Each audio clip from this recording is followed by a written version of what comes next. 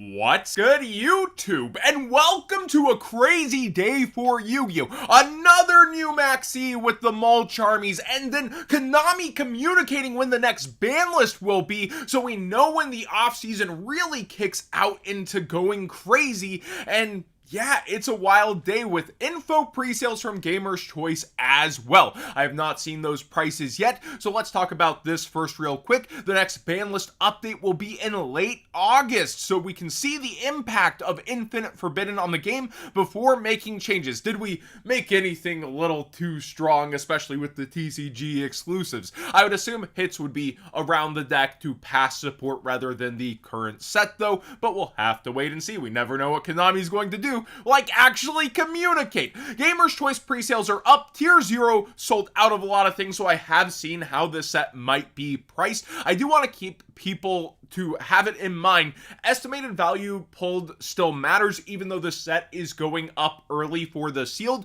Tier 0 told me the EU has actually completely sold out at the distro level already on this set. There's so much hype behind Fiendsmith, and I do think long term it could be a very expensive deck, to the point we might end up in the second most expensive metagame ever. But the pre-sales for the deck, actually not the worst in the world, but still it matters that, you know, you're not pulling a playset of every secret rare mathematically available. Within a case, it's 2.4 of each secret, and this is still the 2 deck cores you can see, even versus the bolstered price of a case.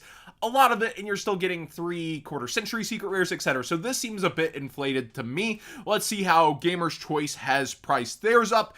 Fiendsmith deck cores at $350 is definitely cheaper. Code What's Good 5 for 5% off, and support the channel directly works on both sites for what is in stock when you see this video. $90 on Engraver, I think, is very similar to where it ends up over here for the actual copy, where 92, so it's barely under, and it does seem like a lot of people want to hit that 90 mark. It may be way more insane in the room at the WCQ, and then we enter off season, so do keep that in mind as well, that a lot of these cards could see a little bit of a dip before spiking way back up with a ban list now actually dated. People might actually buy ahead of the ban list too with speculation.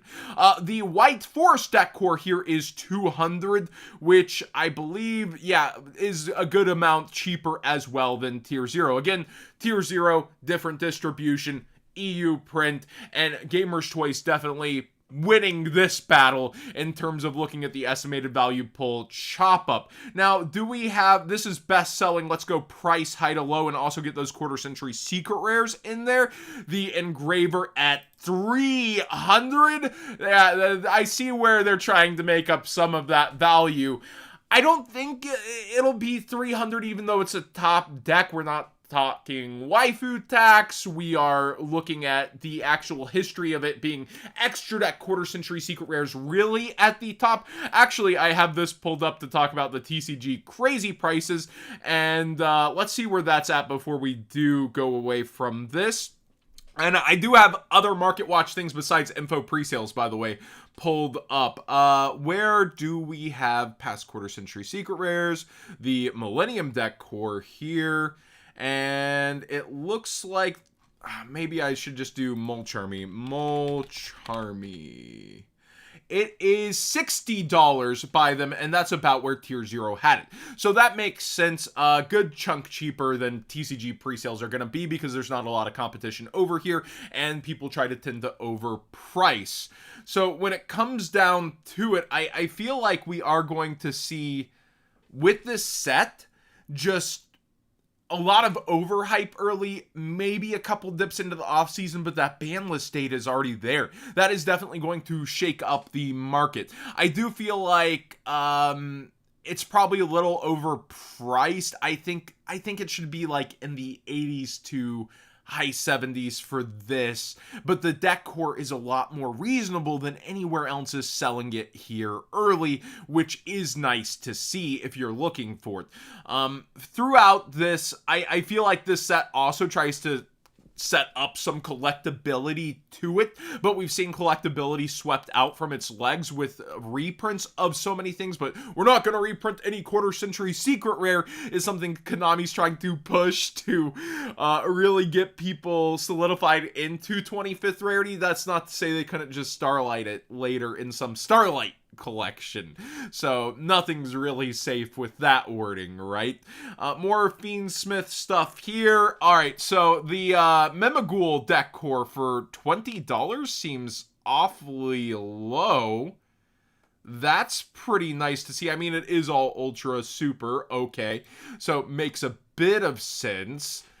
That's a deck that people are already buying cards out for and are excited to, but I think it'll be stuck more rogue early, but then it has more support coming. For Tier 0, their layout seems to be more focused on the cards themselves than the quarter century secret rares, but some of these still feel a bit high. Molcharmy is definitely very hype, but now there's a new Molcharmy that's going to do extra deck summons as well as special summons. I believe it's from the hand. So they split up the power of Max C between these two cards, and this Molcharmy also gets normal summons. So I feel like it's going to be format dependent hand traps that are going to come to the forefront depending on the decks that are there. This one will still be relevant in my opinion and for a good bit, but the other one does seem way more powerful versus extra deck summoning decks. People are talking about, by the way, the Woods deck and mixing it with Runic Stun and it being very relevant. So be aware that people are already mixing it with some of your most hated decks. Smile. I wanted to talk about Max C real quick. Speed Duel. Any cards that you have specifically for the format, you might want to decide how you're going to approach those. I would probably be selling them and picking them back up later as the format is pronounced to be on a very long hiatus, if not indefinitely. But Max C secret rare will be coming into it, so I would be selling the lesser versions of Maxi and picking that up most likely. Dark Ruler No More is up a good amount for the quarter century secret rare. It's how people are outing boards a lot going into the WCQ, and can't disagree necessarily. I actually found this one out because we opened cases of Rarity 1, and I was like, dang, that's gone up a lot. We have Curtain of the Dark Ones. I found this out thanks to a Reddit thread that's now been deleted. Cards that are expensive for no reason. Of course I was going to be magnetized to that one, but this one really stuck out. It's a level 2 vanilla only from Astral Pack 3, and it's one of the only 2 vanilla level 2 spellcaster monsters, so apparently that's irrelevant. Soul and Luna went up thanks to the Mimic archetype that is coming out, so be careful who you make fun of being in a collection, because sometimes Konami has plans for that, and the quarter century secret rare is skyrocketing. Other versions are slowly going up as well. Evil Twins Kisi, Kill, and Leela, the ultra from the main deck, continues to just go absolutely buck wild. $30+ and an actual sale in this range as people are starting to give up on it coming back down. Not sure if this is just for Ultimate Slate or because the deck is getting some hype. I am seeing the collector rare go up further. The Starlight rare for Evil Twin Trouble Sunny also go up, but then stuff like Leela here is sitting at 20, and people don't want to touch collector rares, and the altar arts should still be somewhere in our future. So yeah, just a really weird place for Evil Twin stuff to be at right now, but be aware this is still crazy up in price. Spiritual Water Art Aoi has multiple versions you can get for way cheaper, but the only holographic, the super rare, is way up in price, $7 to quickly $9. We have a lot of gimmick puppet stuff that's been going up. Be aware of that. Scissor Arms, the Puppet Bisque doll, and then you also have a Condolence Puppet, a common no longer being bulk and going up very steadily out of iGas. This has not gotten a reprint, and the art is pretty creepy. We have Machina Force here, the secret rare for Edison, going even further beyond and crazy in price. So be aware this is on like full buyout mode. Lowest listed is $30. It was bought out at the $15 mark, but even $26 sales. Colossal Fighter Ulti only has 5 listings left. It hasn't gone crazy turbo past its actual market price, which has been coming down for some time. So be aware this is in buyout mode currently with active sales. Nightmare Throne has actually come down a little in price from its super hype. Maybe I have seen a lot of people actually say, oh, Fiendsmith is so expensive, I plan to play it with this.